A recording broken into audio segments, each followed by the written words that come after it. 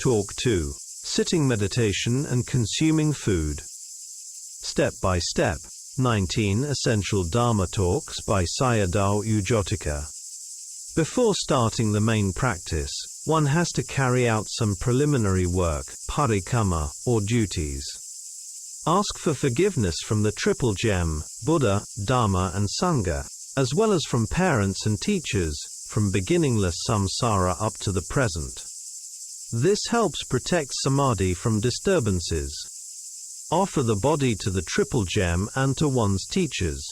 This reduces excessive concern for the body and prevents disturbances. During sitting meditation, too much concern about the body and frequent changing of posture make it difficult to see khandha dukkha. Spread goodwill, metta, to the surroundings and to all beings, for protection, and for the sharing of merits. See the story of the Metta Sutta, Sutta Nipata, Uragavaga Sutta number 8. Request meditation instruction from the Buddha or from one's teachers. With conceit, even if one can discern anicca, one cannot see nibbana. Thus conceit itself can be a hindrance, for example, Venerable Anuruddha. Making requests before a Buddha statue, or a spiritual teacher, serves as a reminder for yogis to practice with reverence. With parikrama, the mind gains a sense of security, especially in quiet places, for example deep forests. DTAW dumb forest is a good example.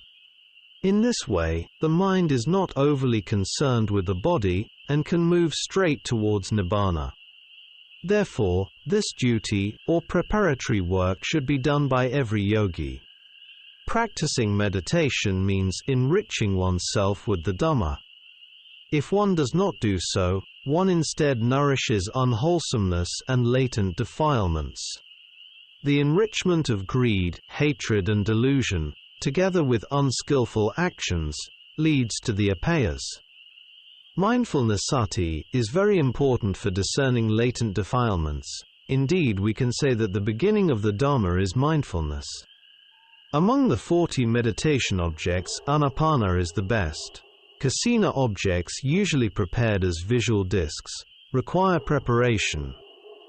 A subha corpse, meditation can be too demanding. I once met a Western monk who practiced in Sri Lanka with corpses in a cave where human bodies were disposed of. He even took some color photographs of them. Anapana, however, can be practiced anywhere and requires more time rather than special conditions. Without special conditions, yogi gets more time for the practice. Some people think that anapana meditation is only related to the Buddha, the Aggasavakas, and the Mahasavakas. For example, Sariputta, Mahakassapa, and others. They also teach people in this way. This is a commentary-based interpretation. The Buddha never taught people impossible things, such as the existence of a creator or creation. This is a problem of misinterpretation. As a result, some people gave up their practice. If there are differences, we must follow the suttas. If we do not try for ourselves, we should not speak blindly. To teach the fusa method for a beginning yogi, fusa means touching or contact, the same as phassa. Take a posture that you can maintain for a long time. The waist and body should be straight. If the head inclines downward, it leads to torpor. If one leans backward, it leads to agitation or fear, and the body becomes imbalanced. Let the mind watch at the entrance of the nostrils and breathe in a natural way. Observe the touching of the in-breath and out-breath at the nostrils. If you practice with desire and interest, the practice will develop. At the beginning of the practice, if there is no experience of attention and noting, laziness will arise, leading to nodding, or the mind will move toward external objects. Therefore, practice with faith and confidence. This is an important point. It will lead to success, otherwise one cannot succeed. Without enjoyment and interest in practice, development cannot occur, and one must change one's state of mind. Without a vigorous mind, one cannot succeed in worldly matters. The same applies to spiritual endeavor. It requires even more confidence and vigor. When you practice, the power of the mind must be accompanied by confidence and vigor in order to succeed. Practice with patience and endurance in relation to difficulties, restlessness, and inconveniences. When you have sati, you know the restless mind. Without mindfulness, you do not know what is happening, and this is delusion, moha. Pulling the mind back to the object is right effort, mochi samavayama. For ordinary people, when they do a good and noble work or task, if they do not succeed 3 or 4 times, they usually give up. Noble persons, however, keep trying until they succeed. This is the difference between them. If you try again and again, it becomes right effort. In this way, sati and virya repeatedly pull the mind back to the object, and after some time the mind will settle down. How can something precious be achieved easily? You have to try many times. This is the meaning of bhavana, cultivation. To make a good knife, heating the iron and striking it only once is impossible. In Dhamma practice, it is even more difficult. Do not give up. Keep pulling the mind back to the nostrils. Do not lose mindfulness, otherwise it will lead to nodding. Many people do not know the nature of breathing from birth until death. To die without sati is delusion, moha or avijja, which leads to sankhara.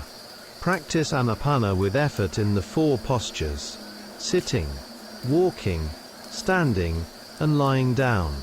Train continuously until you are able to do it naturally. Some people find it easier in studies and good memories due to their strong ability to concentrate. This is the power of sati and samadhi. In the Mahasi system, the mind is concentrated at the abdomen. In the Sayadaw system, at the middle of the head. This is not for samadhi but for vipassana contemplation after samadhi has been established through anapana. Although the objects may differ, abdomen, middle of the head and so on, they all occur within oneself and are known directly, not through thinking. Seeing them in the present moment and knowing them as they are is jnana, knowledge. All of these are contemplations of the 4 great elements. The benefits of anapana are as follows. It leads to knowing the nature of mind and body. The in-breath and out-breath always exist, so mindfulness can continue without interruption. This can be regarded as one of the results of the WBU system. It occurs internally, not externally, enabling deeper understanding of the internal nature of the khandhas. It has no occupational hazard and can be practiced anywhere and at any time. For example, consider Buddhanusati, contemplation of the qualities of the Buddha. Would someone practice that in a toilet? Anapana, however, can be practiced anywhere without limitation. Note, realization of the Dharma can happen at any time and in any place. For example, the Ingu Sayadaw became an anagami while relieving himself in a bamboo thicket. Even in a toilet, it can be a suitable place to contemplate asubha, loathsomeness, decay, and related themes. A true yogi should always keep a contemplative object in mind, and not allow defilements to enter. In some of his talks, Bhikkhu Sayadaw mentioned the following. Have you ever been mindful of the in-breath and out-breath for 24 hours without a break? If you can, you will know its result. If the mind has stiffness, or if a lot of saliva comes into the mouth, this is not good for samadhi practice. With continuous practice, the in-breath and out-breath become very refined, and may even seem as if they have stopped. That is, they become unclear. There is no need to be afraid or frightened, and there is no need to search for the breath. One should not breathe strongly in order to make it clearer. Simply collect the mind at the entrance of the nostrils, and observe. For example, if a train station has only one entrance, you only need to wait for the guests at that entrance. Some people experience gooseflesh during Anapana practice. Do not follow these experiences. Let the mind remain only at the entrance of the nostrils. Rapture, piti can pull the yogi away from the object. If rapture is not followed, samadhi will gradually become stable. Do not let the mind chase after these experiences, simply ignore them. Sometimes the body experiences sensations like a shower of coolness. This is similar to grinding rice paddy. We are not concerned with the husks, only with the white grains. If yogis do not care about rapture and happiness, samadhi becomes stronger and rapture and happiness will naturally increase. If one experiences them often, one becomes accustomed to them. When the mind can be collected at one place, its power becomes stronger. Later, when practicing insight, this power can be used to contemplate seeing, hearing, and other phenomena. Contemplation during the consuming of food. Sayadaw gives instructions on reflection on food before eating. This is taught primarily for monks, but lay people can also practice it. For most people, eating is motivated by enjoyment or beauty. After correcting our mental states and then consuming food, we should reflect that the body is constructed of the four great elements and is supported by conditions: action, karma, mind, chitta, temperature, utu, and nutriment, ahara. This is not me and not mine. In eating, there are two main contemplations: chewing and swallowing. Just as in walking one notes lifting, stepping, and placing down the foot, when chewing food one notes chewing, and when swallowing, one notes swallowing. If these are noted as the main objects, sati does not fall away. One must note them with interest. During eating, put in effort to maintain mindfulness so that sati does not slip away. This is the practice of a yogi cultivating mindfulness, or of someone training himself towards nibbana.